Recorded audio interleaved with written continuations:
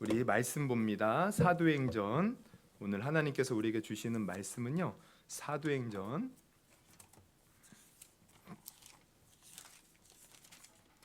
1장 12절에서 14절 말씀입니다. 사도행전 1장 12절에서 14절 말씀 우리 같이 한 목소리로 봉독하도록 하겠습니다. 같이 읽습니다. 시작. 제자들이 감람원이라 하는 산으로부터 예루살렘에 돌아오니 이 산은 예루살렘에서 가까워 안식일에 가기 알맞은 길이라. 들어가 그들이 유하는 다락방으로 올라가니 베드로, 요한, 야고보, 안드레와 빌립, 도마와 바돌로메, 마테와 알페오의 아들 야고보, 셀로신 시몬, 야고보의 아들 유다가 다 거기 있어 여자들과 예수의 어머니 마리아와 예수의 아우들과 더불어 마음을 같이하여 오로지 기도에 힘쓰더라. 아멘. 아멘. 여러분, 우리가 벌써 3일째입니다. 참 어때요? 저녁마다 이렇게 와서 기도하니까 영이 너무 기뻐요. 근데 몸은요, 아침에 일어날 때, 특히 새벽에 일어날 때 막 천근만근 같아요. 근데 마음은 기쁘고 내 영이 기쁜 거예요. 여러분은 어떤 은혜를 누리고 계십니까? 오늘도 또 하나님께서 우리가 생각지 못한 또 예비하신 그 은혜를 부어주실 것이고요.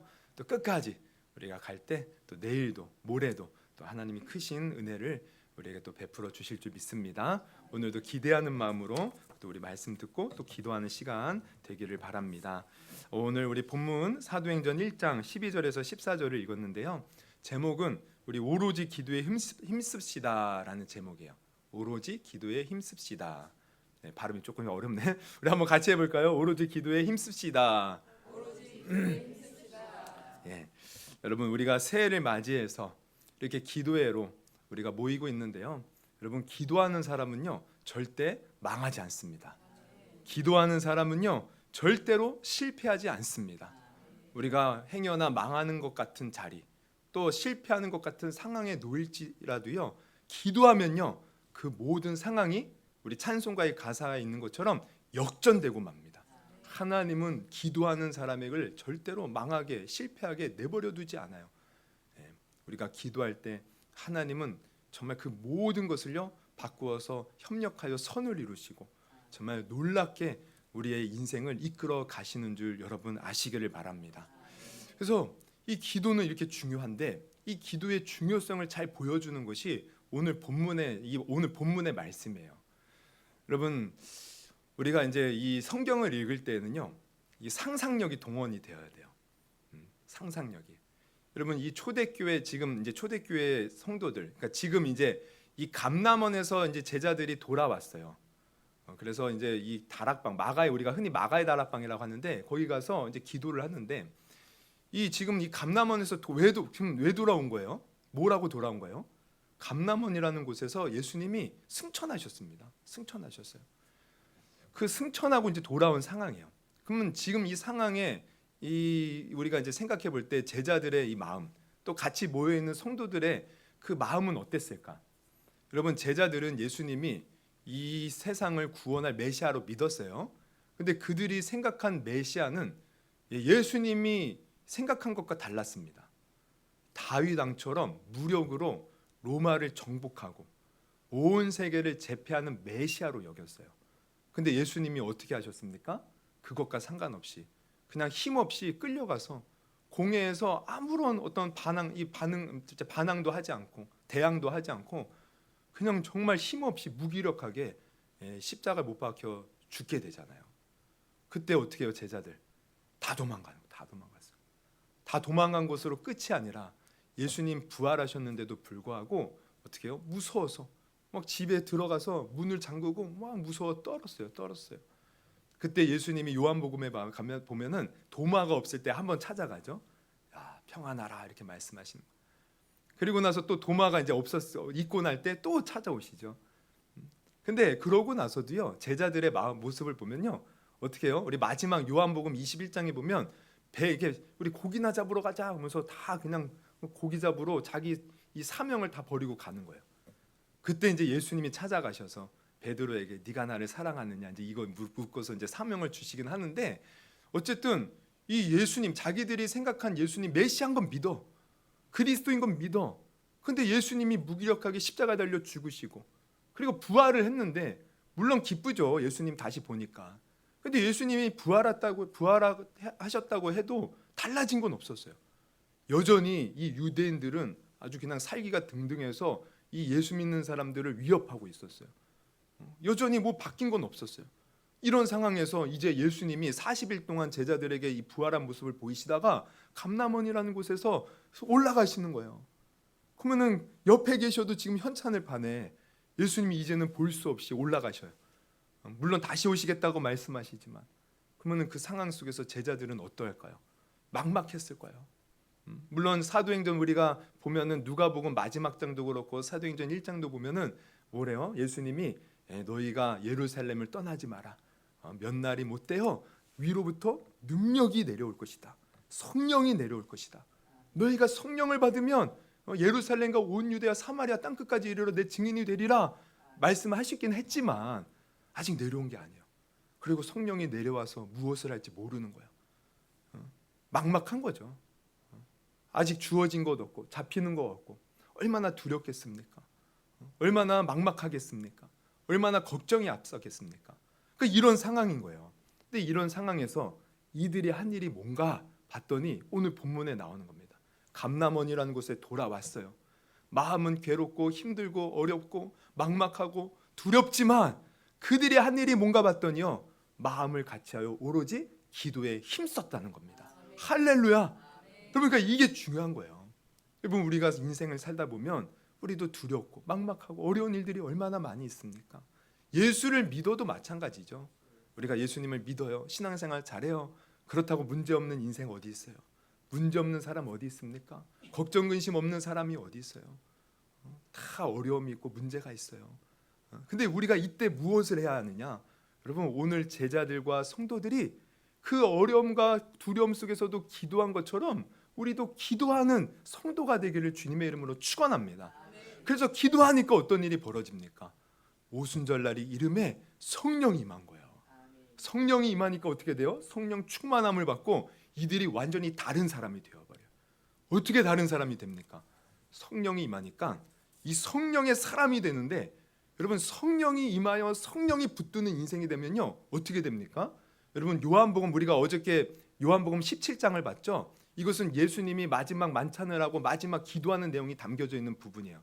그래서 그 앞에 13장부터 보면은 예수님이 이제 제자들과 최후의 이제 만찬을 하는데 13, 14, 15, 16장을 보면요. 예수님이 제자들에게 여러 가지 말씀을 하셔요. 근데 그 중에 하나가 뭐냐면 성령에 관한 겁니다. 내가 떠난다. 이제 계속 말씀해. 내가 떠나. 그러나 내가 떠나는 것이 너희에게 유익한 것은 내가 떠나면 또 다른 보혜사 성령이 너희에게 오실 것이다. 그러면 그 성령이 오시면 너희들 고아처럼 버려두지 아니하고 내가 말한 것을 생각나게 할 것이고 또 그 모든 것을 가르쳐 주실 것이다. 성령이 오시면 의에 대하여 진리에 대하여 심판에 대하여 깨닫게 할 것이다. 장래일을 알려줄 것이다. 성령이 오시면 그 하나님이 역사하시는 그 모든 것들을 알려주신다는 거예요. 그러면서 마지막에는 성령이 임하면 너희가 능력을 받는다는 거예요. 그러니까 이 말씀하신 것이요 기도하니까 그대로 임한 겁니다. 그러니까 이들이 성령을 받으니까 어떻게 해요? 깨닫는 거예요. 진리를 아는 거예요. 하나님이 예수 그리스도 통해서 행하신 그 모든 것들을 깨닫게 되는 거예요. 예수님이 부활하셨을 때 잘 몰랐어요. 성령 받고 나니까 예수님이 십자가에 그렇게 죽으신 것은 이유가 있구나. 그것은 바로 우리의 죄를 사하시는 우리의 진정한 메시아가 되기 위함이구나. 우리의 싸움은 이 혈과 육이 아니라 영적인 것과 싸우는 건데 예수님이 바로 그 사망의 모든 권세를 무너뜨리고 마귀의 권세를 무너뜨리시고 승리하시는 그 일을 십자가를 통하여 이루신 것이구나. 우리가 믿는 예수는 이제 하나님이 이 세상에 주로 세워주신 이 세상의 통치자 만왕의 왕, 그 누구도 대적할 수 없는 진정한 우리의 구원자가 되시는구나. 막 깨달아지는 거야. 막 깨달아. 막 그냥 믿음이 막 솟아나는 거야. 여러분 기도하면 이렇게 되는 겁니다. 할렐루야. 기도하면요 믿음이 막 솟아나는 거예요. 성령에 의해서 우리가 알지 못했던 것을 깨닫게 되는 거예요. 우리가 보지 못하는 것을 보게 되는 거예요. 우리가 그동안 하나님에 대해서 깨닫지 못했던 그 엄청난 것들요, 완전히 깨닫는 일들이 기도를 통해서 일어난다는 것을 여러분 아시기를 주님의 이름으로 축원합니다. 그래서 이들이 그렇게 깨닫고 나니까 어떻게 돼요? 완전히 달라지죠. 막 베드로, 예수님 부인했던 자가 어떻게 돼요? 막 그냥 3,000명, 5,000명 막 그 앞에서 막 말씀을 전하고 그들이 막 회개하고 돌아온 역사가 일어나는 거예요. 막 공회에 끌려가도요 담대히 막 그냥 복음을 막 전하는 거예요. 죽음을 무릅쓰는 거예요. 바뀌는 거예요, 바뀌는 거. 여러분 우리도 기도할 때 여러분 세상에 대한 두려움, 걱정, 근심 다 이길 수 있습니다. 할렐루야. 기도할 때 정말 우리는 세상에 대해서 담대할 수 있는 것이에요. 그러므로 여러분 오늘 우리가 알아야 될 것은 기도해야 되는 거예요. 기도하는 것이 우리에게 가장 중요하다는 것입니다. 여러분 우리가 보면 이 믿음이라는 것은요 사실 자라고 성장하는 것이에요.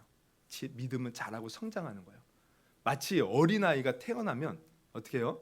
태어나자마자 걷습니까? 태어나자마자 말해요? 태어나자마자 뭐 가서 돈 벌어 하면 돈 법니까? 못해요. 아무것도 못해요. 근데 자라는 거예요. 자라고 성장하면서 정말 그 이제 시간이 되면 그 일들을 감당하게 되는 거예요. 근데 가만히 보면 믿음도 똑같습니다. 믿음도 우리가 처음 예수를 믿으면 흔히 사람들은요 예수 믿자마자 뭔가 대단한 것이 막 이루어질 것처럼 생각하는 거예요. 막 예수 믿자마자 뭐 내가 뭐 대단한 사람처럼 된 것처럼 여길 때가 있어요. 근데 그게 아니에요. 우리가 처음 예수 믿고 나서 믿음이 자라고 성장해야 돼요. 처음에는 예수님을 믿었지만 사실 성경에 대해서도 모르잖아요. 또 하나님에 대해서도 모르고 하나님이 내 삶 가운데 어떻게 일들을 이루어 가시는지도 모르는 거예요. 근데 우리는 성장해야 돼요. 그래서 믿음이 아이가 자라서 걷고 말하듯이 우리도 믿음이 자라고 성장해야 돼요. 그래서 믿음이 자라고 성장해서 어린아이와 같은 믿음에서 벗어나 장성한 믿음의 분량에 이르면 어떻게 됩니까? 여러분 아브라함 보세요. 아브라함이 처음에는요 막 자기 아내를 막 누이라고 속이는 아주 그냥 비겁한 자였어요. 막 하나님 앞에도 아우 저 엘리에셀이나 내 상속자가 되게 해주세요 막 따지고 그 하갈을 통해서 막 그냥 아기도 낳고 또 이 199세 하나님이 나타나셔서 너 내년 이맘때에 아들 줄 거다 막 비웃었어요. 근데 그가 믿음이 자라니까 어떻게 됩니까? 야 너 독자 아들 저 모리아 땅에 있는 한 산에 가서 내게 번제로 바쳐라. 그냥 가서 바치는 거야. 그냥 가서 믿음이 자라니까 그냥 하나님 말씀대로 가는 거야. 왜? 하나님이 분명히 죽어도 죽음자 가운데서 부활시킬 것을 믿는 겁니다. 100세 때 주신 하나님께서 나에게 큰 민족을 이루신다고 하셨는데 내가 이삭을 바쳐도 주님께서 다시 살아나게 하시든 다시 죽게 하시든 주님을 믿는 믿음이 자라난 거예요. 여러분 우리가 믿음이 이렇게 자라야 돼요. 믿음이 자라야 광야를 지날 때 흔들리지 않고 시험에 빠지지 않고 다윗과 같이 요셉과 같이 믿음으로 승리할 수 있는 겁니다. 내 믿음이 자라야 우리가 어떤 어려움이 와도 그것 때문에 좌절하고 낭망하는 것이 아니에요. 다 이겨낼 수 있는 거예요. 믿음이 자라야 여러분 사람의 우리가 말 한마디에 얼마나 많은 시험이 찾아옵니까? 사람의 어떤 잘못된 행동 하나에 우리가 얼마나 많이 마음이 상합니까? 근데 믿음이 자라서 어른이 되잖아요. 그러면 웬만한 것은요 다 이깁니다. 다 이겨요. 다 이겨요. 그러니까 믿음이 자라야 돼요. 믿음이 자라야 돼요. 우리가 어렸을 때 우리가 생각해봐요. 우리가 어렸을 때 얼마나 생각하는 것이 어렸습니까? 내가 고등학교 때, 대학교 때, 우리는 대학교 되면은 뭐 대학생 되고 고등학생 졸업하면은 다 큰 줄 알고 막 성인인 척하지만 우리가 얼마나 어렸어요 그때. 근데 나중에 이렇게 새 인생을 경험하고 사회를 경험하고 또 결혼도 하고 자식을 낳고 보니까 어때요? 우리 생각이 자라요. 우리 마음이 커져요. 이 젊은이들과 우리 어른들 생각하는 게 다르잖아요. 그러니까 이렇게 우리 믿음도 자라야 되는 거예요. 믿음이 자라야 돼요. 근데 이 믿음을 그러면 어떻게 자라는가 봤더니 가장 기본이 되는 것이 기도라는 것입니다. 기도할 때 믿음이 자라는 거예요. 물론 우리가 예배드리고 말씀 보고 또 여러 가지 뭐 충성봉사하면서도 믿음이 자라요. 근데 가만히 보면 기도가 없잖아요. 그러면은 이 모든 것들이요 때로는 정말 아무 이렇게 이게 소용이 없을 때가 있어요. 아무리 예배드려도 기도로서 우리가 이렇게 다져놓지 않으면 예배의 은혜 못 받는 거예요. 우리가 말씀을 읽어도요 기도로서 하나님과 교제함이 없잖아요. 그러면 머리에 지식은 있는데 뭔가 이 말씀의 깊이 깨닫는 어떤 영적인 깨달음이 없어요. 그냥 표면적으로만 아는 거예요. 우리가 기도가 없으면 신앙이 자라지 않는 거예요. 근데 기도하면 성령님께서 우리 가운데 임하시고 성령님이 친히 조명하시고 깨닫게 하심으로 또 우리의 연약함을 붙들어 주시고 우리가 보지 못하는 것을 보게 하심으로 우리의 믿음을 자라게 하신다는 것을 여러분 아시기를 주님의 이름으로 축원합니다. 그 기도해야 돼요. 내 믿음이 자라기 위해서. 여러분 제가 이제 아는 목사님 중에 어떤 목사님이 아주 지성이 강하신, 그러니까 지성적인 목사님이 있어요. 아주 공부만 열심히 하고.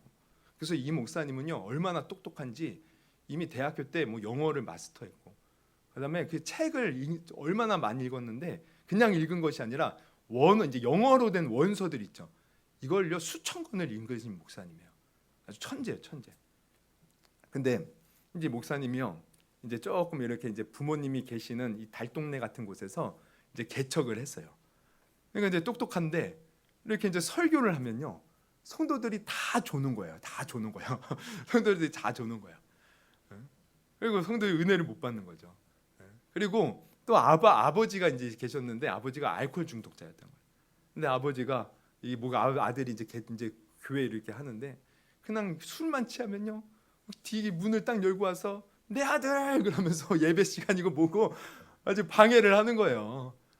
그러면은 성도들은 그러죠. 아니 목사님은 목사님 아버지 하나 고치지 못하면서 뭘 목회를 하겠냐고 막 조롱하고 비웃는 것이고. 그럼 목회가 되겠습니까? 얼마나 힘든지. 그리고 마음속에 막 이런 여러 가지 막 안 되고 뭐 이렇게 좌절하고 하니까 분노만 쌓여가는 거야. 그래서 늘 목회를 그만둬야겠다 이 마음뿐이에요. 근데 다행히 그 사모님이요 기도하는 사모님이었어요. 늘 기도하는 거예요. 남편이 힘들어서 좌절할 때면 여보 당신 기도해야 돼. 기도원으로 보내는 겁니다. 기도해야 돼. 그러니까 그 아내 때문에 처음에는 내가 목사고 내가 신학도 공부하고 내가 더 똑똑하지 아내 말을 무시했어요. 근데 이게 자기 힘으로 감당할 수 있는 게 없잖아요. 아니 똑똑하면 뭐합니까? 살면서 아무 능력이 발휘가 안 되는데. 그래서 어쩔 수 없이 기도하는 거예요. 정말 마음을 다잡고 기도하기 시작하는 거예요. 근데 마음을 다잡고 기도하기 시작하니까 그때부터 역사가 일어나는 거예요. 역사가. 마음 다잡고 기도하니까 먼저는 마음속에 분노가 사라지더라는 거예요. 분노. 막 마음에 그냥 조금만 누가 건드려도요. 막 시한폭탄처럼 막 그냥 했는데 마음의 분노가 사라지고 하나님이 주시는 평안이 임하더라는 거예요. 여러분 그러니까요. 우리가 신앙생활 오래 했지만 마음속에 분노가 가득한 분들 여러분 기도하셔야 돼요. 기도. 근데 내가 예전에는 그래도 은혜 받고 마음이 착했어. 근데 또 우리가 신앙생활하다 보면요. 또 분노가 또 일어날 때가 있어요. 그러면 뭐예요? 지금 기도의 양이 줄어든 겁니다.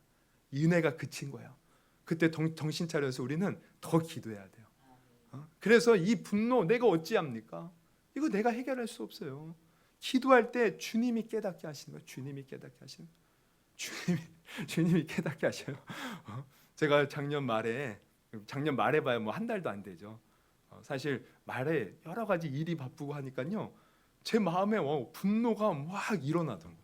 이 분노를 우리 가지면은 제가 누구한테 풀겠습니까? 제일 많이? 제일 가까이 있는 사람한테 풀겠죠. 우리 사모는 아마 저의 분노를 다 받아주시는. 근데 주님이요 여러 가지 몇 가지 사건을 통해서 저에게 기도의 사인을 주시는 거예요. 사인을. 그래서 여러 가지 이제 사건들이 있어요. 이거 뭐 구체적으로 말할 수는 한 가지는 제가 말했죠. 새벽에도 말하고 우리 아들 사건. 그래서 이 사건들이 있으면서 제가 주님 앞에 더 무릎을 꿇었어요. 그러면서 하나님께 기도하니까요. 하나님이 제 마음속에 제가 어저께도 설교했지만 주님을 바라보지 못하는 거예요.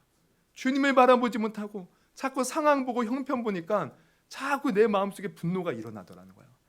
주님을 다시 바라보니 주님이 주시는 평안이 임해요. 평안이. 기쁨이 다시 솟는 거예요. 그러니까 어떻게 돼요? 제 분노가 사라져요. 그래서 우리 사모한테 물어보세요. 요즘에 제가 분노합니까?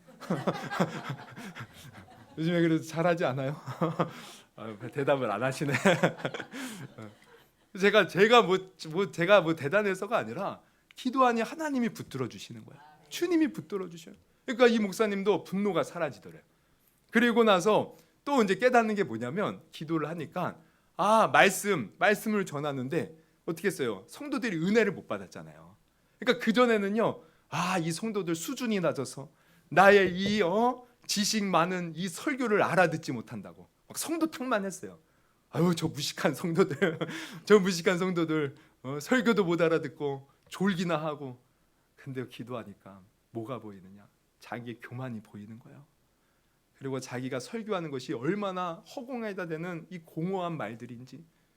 근데 하나님이요, 성도 한 사람 한 사람의 사정과 형편을 막 보여주시고 그들을 향한 사랑의 마음을 막 부어주시더라는 거예요. 그러니까 이게 성도들을 그 사랑으로 막 마음으로 품으니까 이 설교가 단순히 지식을 전하는 게 아니라 그들에게 필요한 말씀, 하나님이 주시는 말씀대로 전하는, 성도들이요 달라지기 시작하더라는 거예요.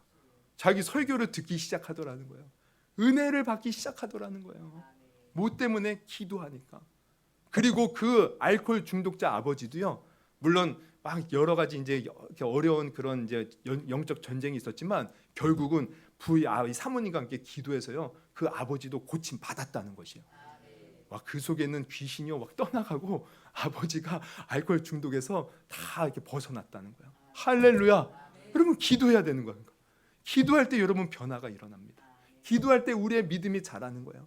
기도할 때 우리가 보지 못했던 것을 보는 것이고, 기도할 때 하나님의 능력이 임하는 것이고, 기도할 때 우리는 영적 전쟁을 보고 영적 전쟁에서 승리하며 살아간다는 것을 여러분 다시 한번 깨닫기를 주님의 이름으로 축원합니다. 그러니까 기도하는 거예요. 근데 우리가 기도할 때 한 가지 주의할 것이 있어요. 기도는요, 한 번 해서 한 번 열심히 하고 나 기도했어, 이게 아니에요. 기도는요, 지속적으로 끈질기게 해야 돼요. 그래서 오늘 본문을 보면 그런 표현이 나와요. 이 이제 그 감람원에서 돌아온 이 제자들과 성도들이 어떻게 해요? 여자들이 이렇게 한 자리에 모여서 기도하는데 어떻게 뭐라고 합니까? 기도하는데 오로지 기도에 힘썼다는 거예요.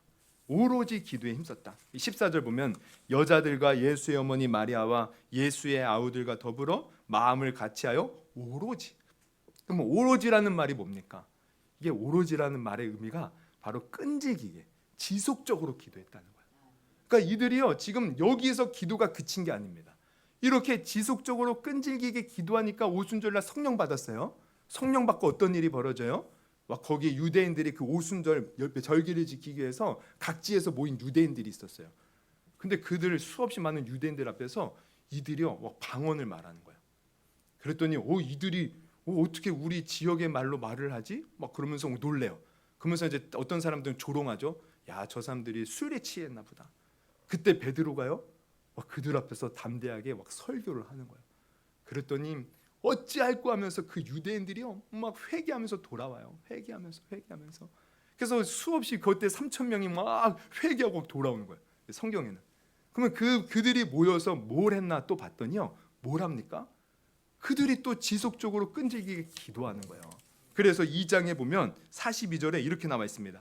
그들이 사도의 가르침을 받아 서로 교제하고 떡을 떼며 오로지 기도하기를 힘쓰니라. 또 힘써요, 기도. 그러니까 계속 기도하는 거예요. 계속. 그러니까 계속 기도하니까 어때요?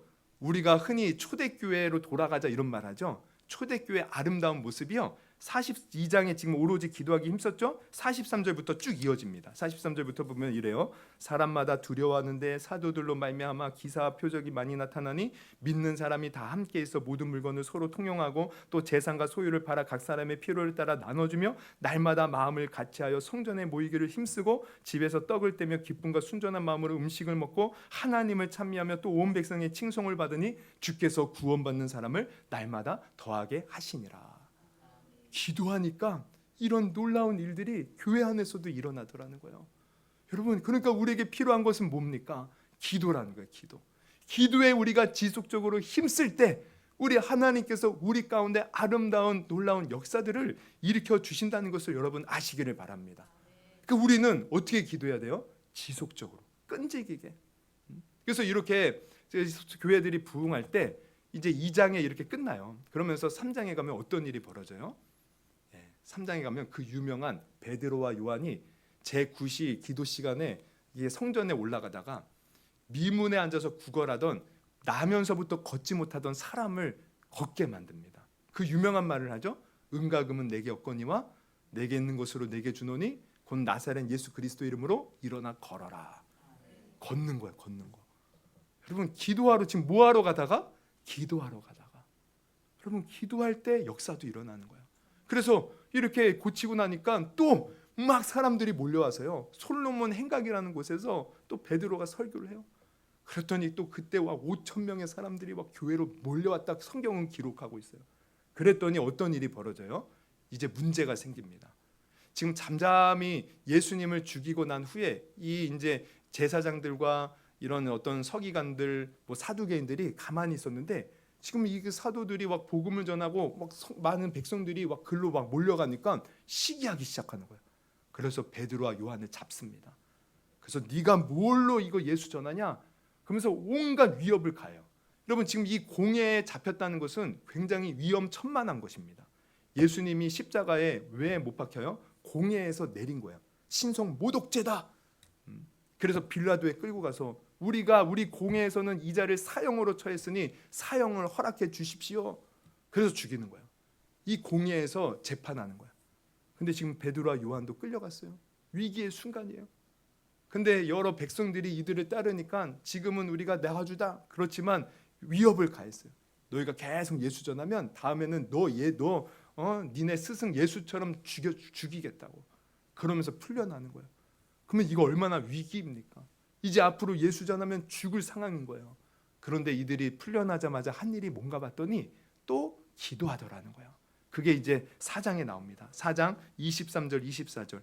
사도들이 노임에 그 동료에게 가서 제사장들과 장로의 말을 다 알리니 그들이 듣고 한 마음으로 하나님께 소리를 높여 이르되 한 마음으로 소리 높여 기도했다는 거예요. 기도했다는 거예요. 그래서 기도를 열심히 했더니 결국 어떤 일이 벌어지느냐? 31절로 가면 이렇게 나옵니다. 같이 읽습니다. 시작. 빌기를 다음에 모인 곳이 진동하더니 무리가 다 성령이 충만하여 담대히 하나님의 말씀을 전하니라. 할렐루야. 성령이 기도했더니 다시 한번 성령의 충만함을 받고 그 위협에 굴하지 않고 담대함으로 나아가는 믿음의 사람들이 되었다는 것입니다. 여러분 그러므로 우리는 이것을 통해서 뭘 깨달아요? 기도해야 돼요. 기도할 때 성령 충만 받고 기도할 때 믿음이 자라고 기도할 때 하나님이 역사하십니다. 근데 이 기도는 내가 한 번 하고 멈추는 게 아니에요. 또 내가 기도했는데 뭔가 위험이 있다고 기도해도 되는 것이 없네? 포기하는 게 아니에요. 기도했다고 뭔가 이루어졌어. 이제 이루어졌으니까 난 기도 안 해도 돼. 이게 아니라는 거예요. 우리 기도를 하되 어떻게 해야 돼요? 오로지 기도에 힘써야 된다는 거예요. 끈질기게 지속적으로 내가 정말 문제가 있을 때 기도할 뿐만 아니라 내가 뭔가 잘 될 때도 기도해야 되는 것이고 또 위협이 찾아올 때도 기도해야 되는 것이고 어려움이 찾아올 때도 우리는 끈질기게 기도해야 된다는 겁니다. 그러므로 여러분 오늘 이 세 번째 날 여러분 우리가 기도할 제목은 이거예요. 바로 기도를 위해 기도하는 겁니다. 하나님 올해 내가 기도하는 사람이 되게 하여 주옵소서. 이렇게 새해 벽두에 우리가 모여서 기도했는데 이 기도회로 끝나지 않고 이제 이 시간들을 통해서 앞으로 기도하는 내가 되게 하여 주옵소서. 그래서 힘들 때 기도하고 또 힘들었을 때 기도했더니 응답받았어. 응답받아도 또 기도하고 또 내가 주님 뜻대로 사는데 어려움이 찾아와 그때도 기도하고 기도하면서 주님과 함께 동행하는 내가 되게 하여 주옵소서. 그래서 더 성령 충만케 하여 주시고 세상에 어떤 두려움이 와도 담대히 이겨낼 수 있도록 도와주시고 어떤 어려움 난간이 와도 주님이 주시는 성령의 지혜로 잘 극복하고 이겨내고 해결하며 주님의 뜻을 이루며 사는 내가 될 수 있도록 기도하는 사람 되게 하여 주시옵소서. 여러분 오늘 이렇게 기도하고 정말 기도의 사람이 되어서 정말 사도들처럼 성도들처럼 초대교회 정말 우리가 기도로 주의 뜻을 이루는 또 기도로 하나님의 은혜를 누리는 또 기도로 하나님과 더 가까워지는 저와 여러분이 되기를 주님의 이름으로 축원합니다. 네, 우리 기도하시겠습니다. 하나님 정말 오늘 셋째 날 우리 주님이 주시는 기도 제목은 바로 기도해야 한다는 것입니다. 오늘 말씀처럼 우리가 위기가 있을 때 기도하되 정말 끈질기게 지속적으로 기도하게 하여 주옵시고 기도할 때 하나님 성령께서 함께하여 주셔서 정말 하는 성령의 그 능력으로 지혜로 그 권능으로 그 놀라운 은혜로 말미암아 정말 우리가 상상치도 못한 생각지도 못한 은혜 가운데 늘 승리하며 살아가는 저희 모두가 되게 하여 주시옵소서. 예수님의 이름으로 기도드리옵나이다. 아멘. 우리 한번 이 시간 기도하세요. 지금 아직 포기하지 마세요. 우리 한번 이 찬양 부르시고요. 우리 들은 말씀 놓고 우리 한번 기도합시다. 여러분 기도해야 됩니다. 기도할 때 우리 하나님 역사하셔요. 그래서 우리가 구약에 보도 우리 예레미야 선지자에게 우리 하나님 말씀하셨죠. 너는 내게 부르짖으라. 내가 내게 응답하겠고 네가 알지 못하는 크고 은밀한 일을 내게 보이리라. 환난 날에 나를 부르라. 내가 너를 건지리니 네가 나를 영화롭게 하리라. 예수님도 말씀하시는 것, 구하라, 찾으라, 두드리라. 구하는 자에게 우리 하나님 아버지께서 가장 좋은 것 성령을 주시리라. 여러분 정말 우리 이 찬양 한번 뜨겁게 부르시고 내가 기도하리라. 그리고 오늘 이 밤에도 기도할 때 하나님 힘을 주세요. 기도하면서 주님을 느끼게 해주세요. 주님의 뜻을 깨닫게 해주세요. 우리 기도하는 시간 같습니다.